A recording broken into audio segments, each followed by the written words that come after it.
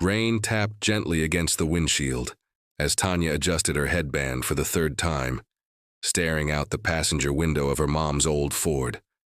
Her stomach fluttered, not from motion sickness, but nerves. Today was her first day at her new high school. New halls, new people, new everything. It wasn't just the first day of school, it was tryouts, cheerleading tryouts. For most kids, that wouldn't mean much. But for Tanya, it was everything.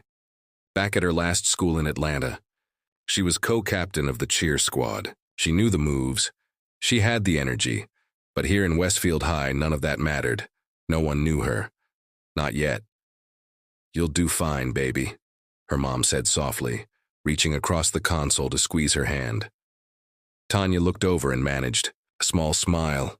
I don't want to stand out too much," Tanya murmured. Her mother chuckled. "You don't have to try, sweetheart. You'll shine whether you want to or not." That was the problem. Westfield wasn't exactly known for its diversity. It was a quiet suburban town with picture-perfect lawns, family-owned stores, and a tight-knit high school where students grew up together from kindergarten. And Tanya, a confident, talented black teenager with a radiant smile and natural curls that bounced with every step. Well, she was something new, and not everyone in Westfield liked new. The second she walked into the gym for cheer tryouts, all conversation paused. A dozen girls in matching outfits, white, blonde, carbon copies of one another, turned to look at her like a storm had just walked in. Tanya felt it instantly. That cold air, the sideways glances, the silent measuring. Still, she kept her chin up and walked to the sign-up table. "You here for tryouts?" a tall girl with icy blue eyes asked, her voice flat. "Yeah," Tanya said, signing her name. "Tanya Carter." The girl didn't smile. "You ever cheered before?" Tanya nodded. "Back in Atlanta, co-captain." The girl raised an eyebrow, smirking faintly. "Cool."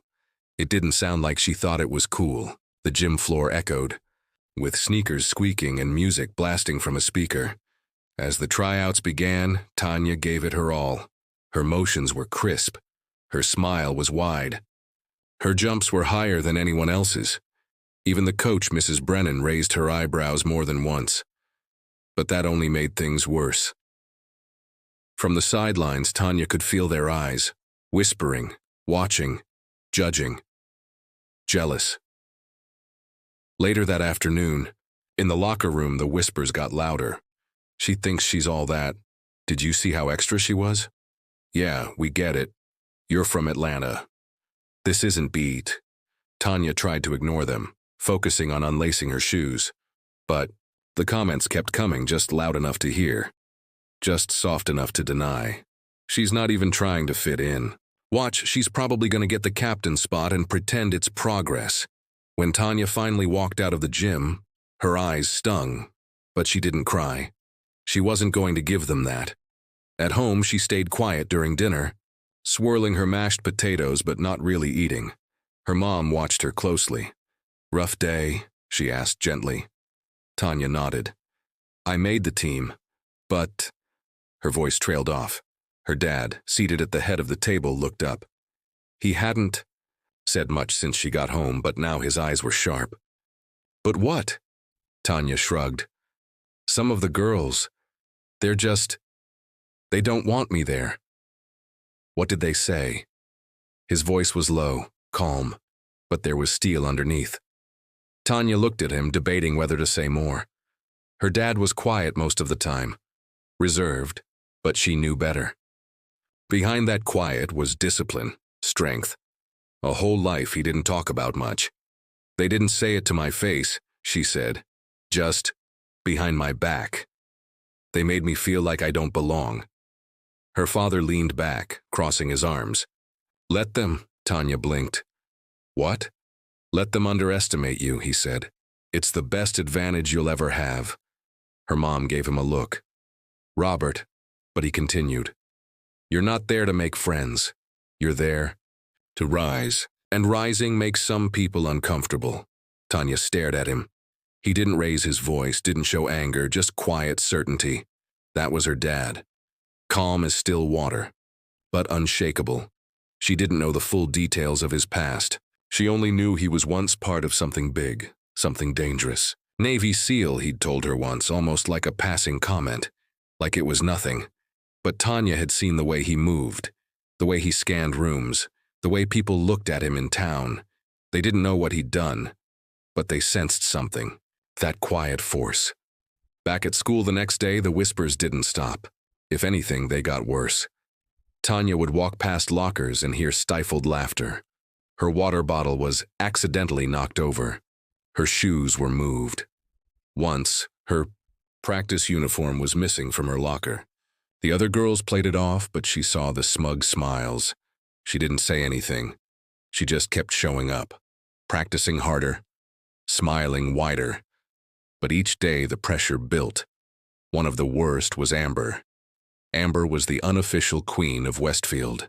High long blonde hair, perfect grades, and the cheer captain slot wrapped around her finger like a ribbon. She had a way of pretending to be nice when adults were around, and turning cold the moment backs were turned. At practice one afternoon, Coach Brennan paired Amber and Tanya together for a stunt. Tanya could feel Amber's discomfort the moment. She stepped forward. Amber forced a smile. "Don't drop me," Tanya gave a small grin. "Wouldn't dream of it." As they went through the lift, Amber wobbled, on purpose. She let herself fall just enough to land awkwardly, then gasped. "Coach!" Amber cried. "She dropped me." Tanya's eyes widened. "What?" "No, But Coach Brennan was already walking over. Amber clutched her ankle, biting her lip. Tanya saw the fake tears brimming. "I didn't drop her," Tanya said. "She moved." Amber shook her head. "It's fine. I'm just need a second." The rest of the girls glared at Tanya like she'd broken a sacred rule. When practice ended, Tanya stayed behind to apologize, even though she'd done nothing wrong. But Amber didn't accept. Instead, she leaned close and whispered, "You don't belong here. This isn't your school, it's mine." Tanya stared at her. "You're not as scary as you think." Amber smiled coldly. "Maybe not, but I have more friends than you, and I know how to use them." That night, Tanya didn't eat. She barely slept, but the next morning she woke up early. She braided her hair tight, put on her best smile, and walked into school like she owned it. Because somewhere deep down, she remembered her father's words. Let them underestimate you. The real breaking point came 2 days later. That morning, Tanya had given up her seat on the bus for a tired-looking pregnant woman who had stepped on last. The woman had smiled warmly and thanked her, sitting down with a heavy sigh. Tanya didn't think much of it, but what she didn't expect was what came next. Later that day, someone came to her classroom with a note. It was from the woman, handwritten Tanya. Opened it slowly, and her eyes scanned the words. By the time she reached the end, her hands were shaking. Her knees went weak. She read it again, just to be sure, because what was written inside was going to change everything. Forever. And the bullies? They had no idea who they were messing with.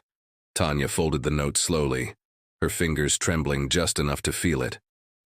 Her mind was racing as she slipped the paper into her backpack, careful not to let anyone see.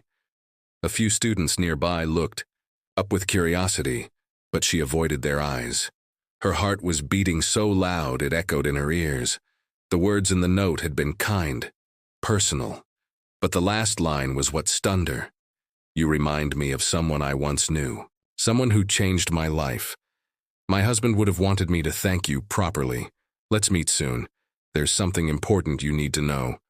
There was a phone number at the bottom. Tanya sat frozen in her chair for the rest of class, barely able to focus on anything the teacher said. It wasn't just what the woman had written.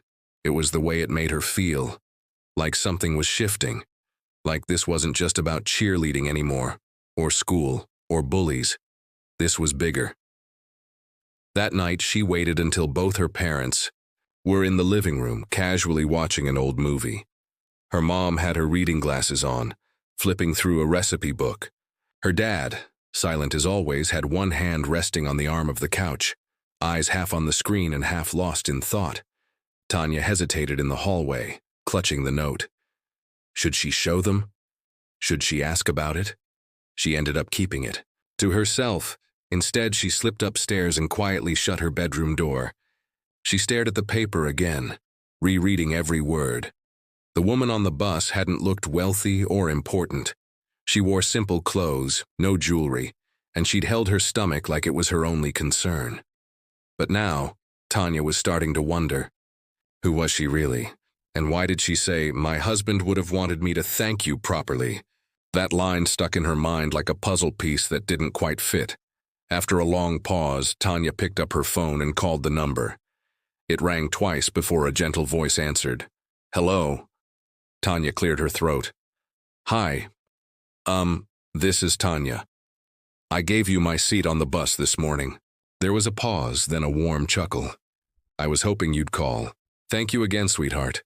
That was more than just a kind gesture. You reminded me of something very important." Tanya blinked. "What do you mean?" Another pause. Then, softly, "Can we meet?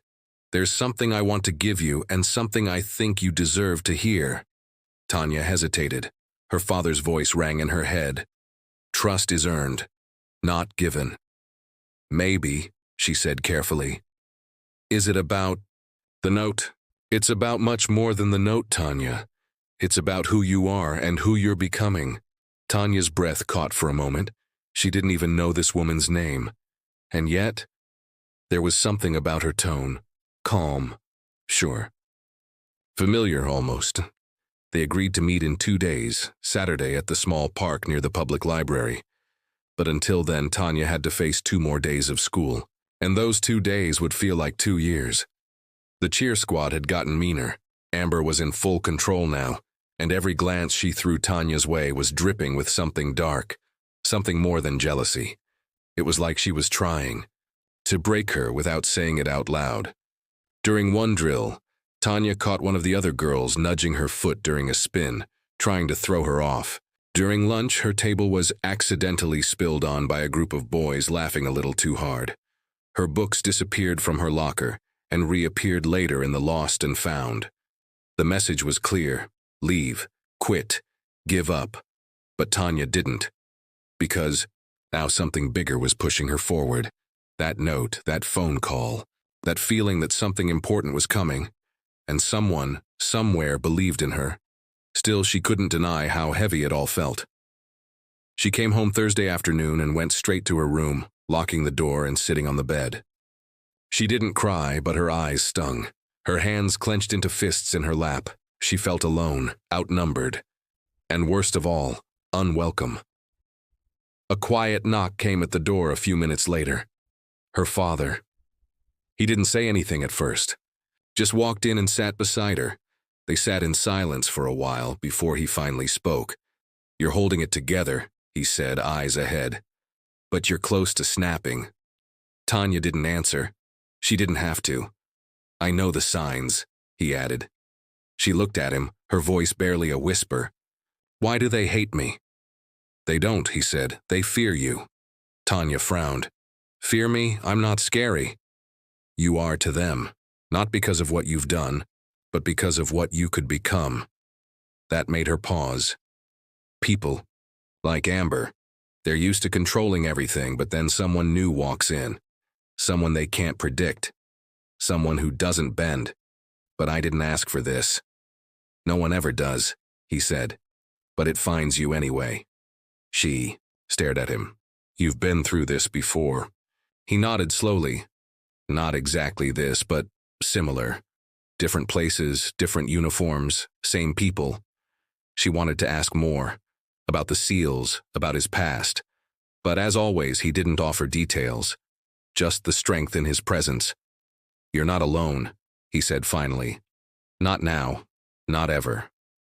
He stood up, resting a hand on her shoulder before walking out. Tanya lay back on her bed, staring at the ceiling. She thought about that woman again. The note. The meeting on Saturday. Who was she? Friday dragged on. The tension was thicker than ever. The cheer team was preparing for a community showcase that weekend, and Coach Brennan was pushing everyone hard. Tanya, gave it everything she had, but the tension between her and Amber felt like a spark waiting to ignite. During a break, Tanya caught Amber whispering to two of the other girls. They all turned to look at her and smiled, those same fake, sugary smiles that meant nothing good was coming. Later, as Tanya reached into her locker, she found a folded paper with her name on it. She opened it slowly, expecting another note of encouragement. But it wasn't that. It was a message written in red ink. Go back to where you came from. You're not wanted here. Tanya froze. Her hands gripped the edges of the note so hard it tore in half. She looked around, but the hallway was empty. This had just gone from petty to personal. She put the pieces in her backpack and walked to class like nothing had happened. But inside, a storm was building. Saturday couldn't come soon enough. She needed answers. She needed something, anything that reminded her she wasn't crazy, that she wasn't alone. Because right now, it felt like the walls were closing in, and Tanya had no idea that everything was about to change. Again. Saturday morning came with clouds low in the sky, like the whole world had decided to stay quiet. Tanya sat on a bench at the edge of the park, holding her phone tight and scanning every face that walked by. She kept checking the time. 10:58, 2 minutes early. Her fingers drummed against her thigh as she tried not to let her nerves show. She hadn't told anyone about the meeting, not even her dad, especially not him. At exactly 11, the woman appeared, walking slowly up the path. She looked different in daylight, but just as calm. Her steps were steady, one hand under her belly, the other holding a small beige envelope. You came, the woman said gently. Tanya stood, unsure what to say. Yeah. I wanted to know what this is really about. The woman nodded, then sat down on the bench beside her. Fair, you deserve to know, but before I say anything, just tell me, how are you holding up? Tanya looked away. It's been rough. They won't stop. The girls at school? Tanya nodded. The cheer squad, one of them left a note. It was ugly. The woman exhaled slowly, like she'd heard that before. They're testing you, she said. People feel threatened by someone who carries quiet strength. Tanya tilted her head. You keep saying that, like you know me. There was a pause. I don't know you personally, the woman said, but I know people like you, and I know your father. Tanya's eyes narrowed. Wait, what? She handed her the envelope. Tanya opened it with shaking hands. Inside was a photo. A younger version of the woman stood smiling beside a tall man in uniform. Her dad. I met him years ago, she said. He saved my husband's life. Twice. Tanya blinked, staring down at the photo. He was a Navy SEAL, like your father. My husband was too. They were on missions together, dangerous ones. Places people don't talk about. Your dad was the kind of man other soldiers would follow into fire. I never forgot that. Tanya didn't speak. She couldn't. After my husband passed, I stayed quiet, out of the public eye. I've had people watch over your family from a distance, not because I didn't trust your father, but because I respected him. And when I saw you that day on the bus, I saw the same strength. I knew right away whose daughter you were. The weight of her. Words settled in Tanya's chest. Why now? Why show up now? The woman's eyes grew serious. Because I think you're about to face something bigger than school bullies, and you need to know who you are. You need to be ready. Tanya looked away, heart pounding. She wanted to ask what she meant, but something stopped her. That evening, the school gym buzzed with noise. Families and students filled the bleachers for the community cheer showcase. Parents cheered. Kids waved pom-poms from the front rows. The lights dimmed as music echoed from the speakers. It was the biggest event of the year, especially for the cheer squad. Coach Brennan gave the team a quick pep talk in the locker room, but it was clear Amber had her own plans. She pulled two of the girls aside and whispered something before the performance. Tanya caught part of it. Make her mess up. Subtle, but obvious enough. Tanya felt the warning like a chill on the back of her neck. Out on the floor, the squad moved into formation. The music started. The crowd roared. Tanya kept her eyes focused, movements sharp. Every jump, every twist had to be perfect. She couldn't give them anything to use against her. But halfway through the routine, one of the girls deliberately missed a step and collided into Tanya's side. Tanya stumbled but caught herself just in time. The crowd gasped. Tanya kept going. Seconds. Later, a stunt formation was miscounted. Amber called the lift too early. Tanya nearly hit the mat but twisted midair to land on one knee instead. More gasps. A few people started murmuring. Amber smiled. The routine ended with forced cheers. But Tanya could feel it. Everyone had seen the mistakes, and they would blame her.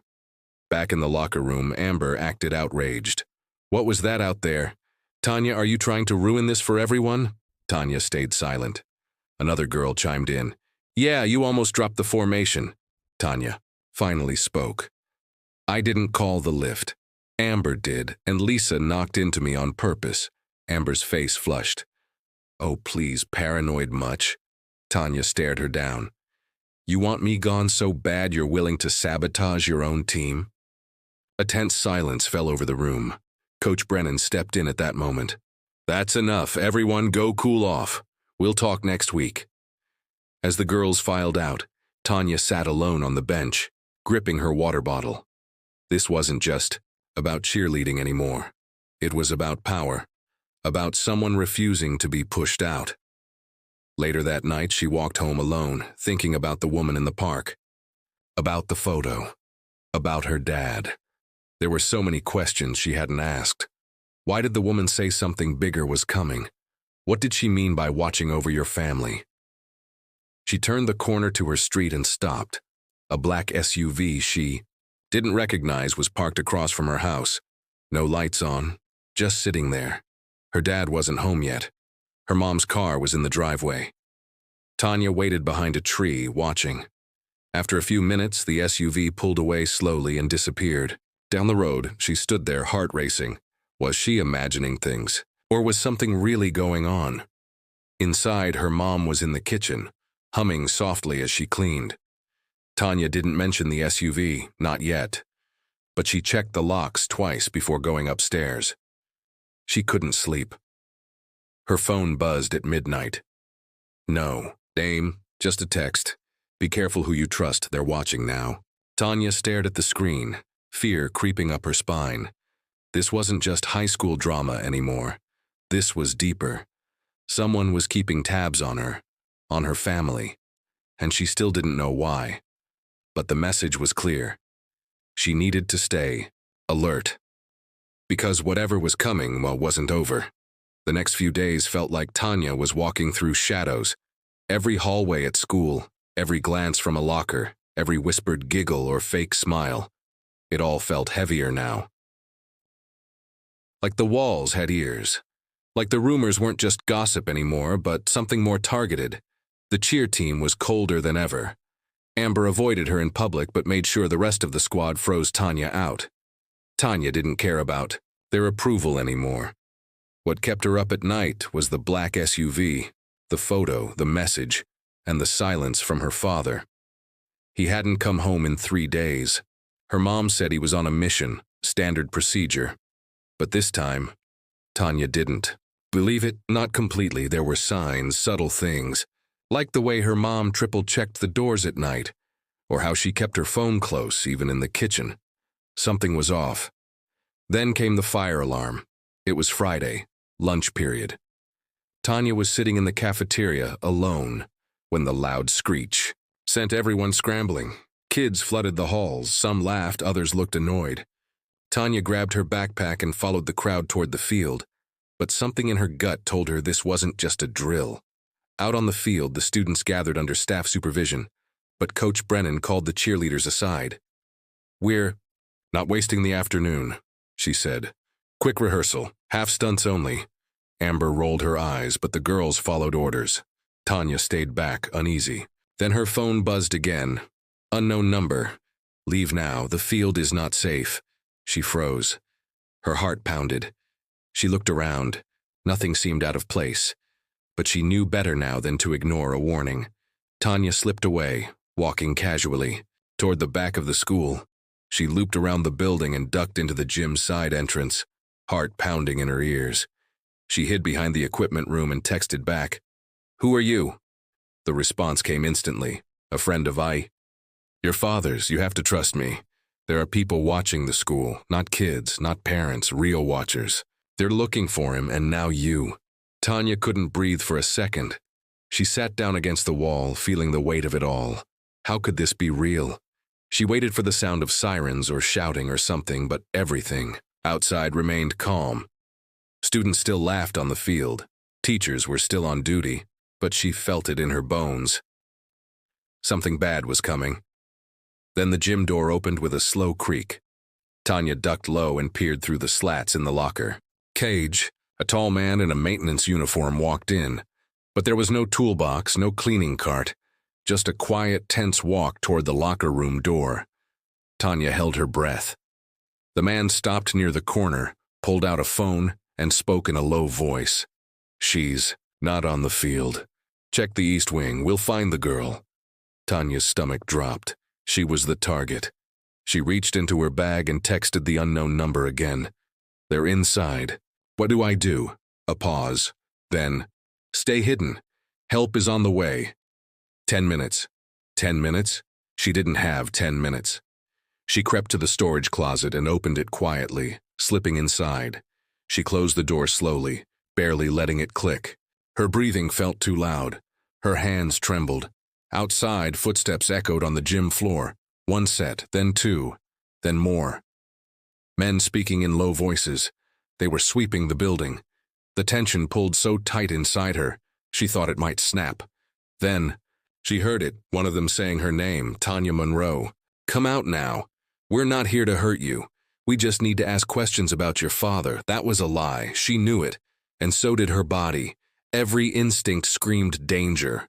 The door handle to the closet jiggled. They were checking everything. She clutched her phone tighter.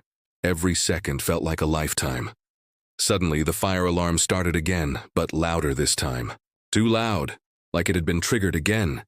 Confused voices rose from the hallway. Chaos returned. Then a crash echoed through the gym. A door flew open. A familiar voice cut through the noise. "Down! Hands in the air!" It was sharp, trained.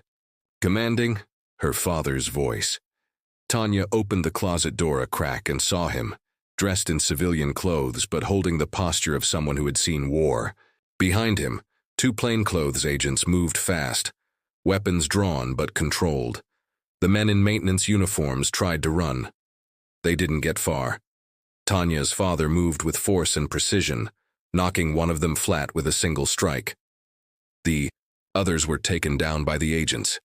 Seconds later, the gym was swarming with quiet, professional chaos, the kind of control only people trained to respond without panic could bring. Tanya stepped out slowly, shaking. Her father turned and ran to her, wrapping her in his arms. "I'm so sorry, baby. I didn't want it to come to this." She buried her face in his shoulder, overwhelmed. But even as she stood in the safety of his arms, her mind raced. What did they want? Why her? And who had warned her just in time? The answers were coming, but not yet. This was only the edge of the storm. Tanya stayed in her father's arms for a few moments, trying to quiet the storm inside her. She had questions, so many of them, but all she could feel in that moment was the thump of his heartbeat and the quiet tremble in his breath. Even Navy SEALs had limits, and she could feel this had pushed him close. One of the agents approached with a quiet nod. "Sir, we need to move. Now. There's chatter that wasn't there an hour ago. They weren't acting alone." Her father didn't flinch. He held Tanya tighter for a second, then pulled back and looked her in the eyes. "We're leaving. Now."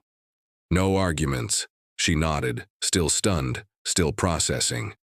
They moved quickly, slipping through a back hallway while the school was still under the second evacuation protocol.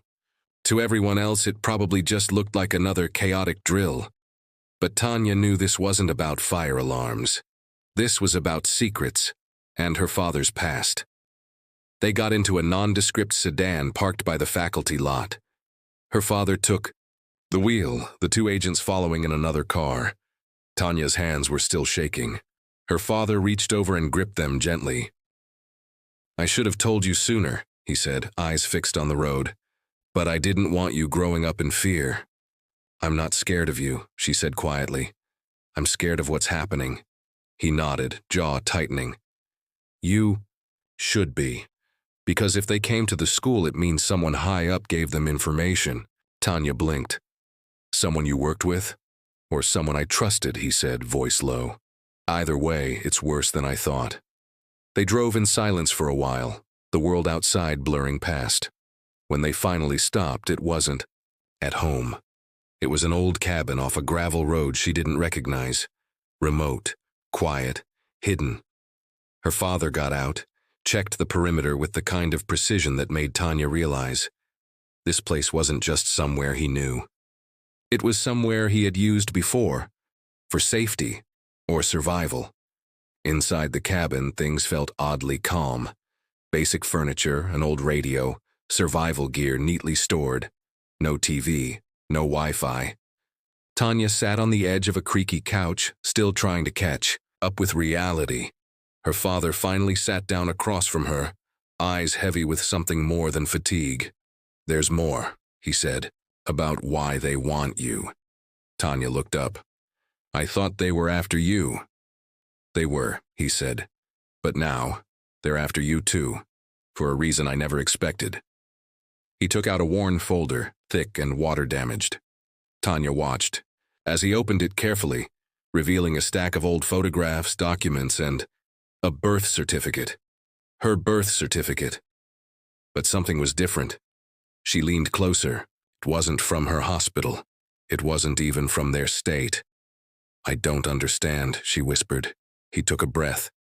You were born under a different name, different identity, not because of you, but because of your mother and me. Back when I was deep in classified operations, we had to disappear for a while. You were just a baby when it happened. There was a threat, a serious one, and the agency helped us build a new life. Tanya stared at him. You're saying, I've been living a lie. Not a lie, he said gently. A shield. One we hoped we'd never have to explain. She picked up one of the old photos. It was her mom, younger, standing next to a man who wasn't her father, at least not the one she'd known. But something about the picture made her skin crawl. Who is this? She asked. Her father hesitated. That's the man who led the operation that went wrong. The man whose family blamed us when he didn't come back. He had a brother, the one I think is behind all this. Tanya's mind raced. So they're after me? For revenge? Part of it, he said. But there's something more. I found out recently. One of the classified files was unlocked by accident. It mentioned your name, not your school name, your birth name. Someone flagged it. They think you know something you don't, but I don't know anything. He looked at her, eyes full of regret. You do. You just don't remember. You saw something. When you were barely 5. Something you described to your mom. We wrote it down in a journal and forgot it. Thought it was a child's imagination. But now I think it was real. And it's why they're hunting us again. The tension hung in the room like thick fog. Tanya's thoughts twisted and turned. She had no memory of any of it, and yet her whole life had just shifted under her feet. A knock at the door cut through. Silence. Her father immediately raised a hand. Quiet. Another knock. He stepped to the window, glanced through the curtain, and froze. Stay here, he said sharply. Tanya stayed put, holding her breath. She heard the door creak open, then muffled voices. Seconds later, her father returned with a grim look on his face. That was the agent who warned you. He says something new just came through intelligence. There's a second group, outside the original one. They're not after revenge. They're after extraction. Tanya stood up, confused. Extraction? They want to take you somewhere, he said. Not to question, not to hurt, to use, for leverage. Tanya's blood ran cold. Her father turned to the agent and said, We move tonight, tell the team, no mistakes. The agent nodded and left as silently as he came. Tanya looked at her father, voice trembling. You said help was on the way. You didn't say a second group wanted to take me. I didn't know until now, he admitted. But you need to understand, Tanya. This isn't about just me anymore. It's not even about them. It's about something you were connected to, and we're running out of time to stop it. A storm was building outside. Thunder rolled in. The distance. Tanya stood at the cabin window and looked out into the darkening woods. She had thought the worst part of this week was being bullied at school for joining cheer.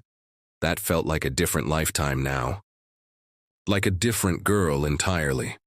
Now she was at the center of a conflict that had nothing to do with high school drama, and everything to do with something the world wasn't ready to explain. She didn't know how, or why, or what would come next, but she knew this. Someone out there believed she was the key, and they were coming.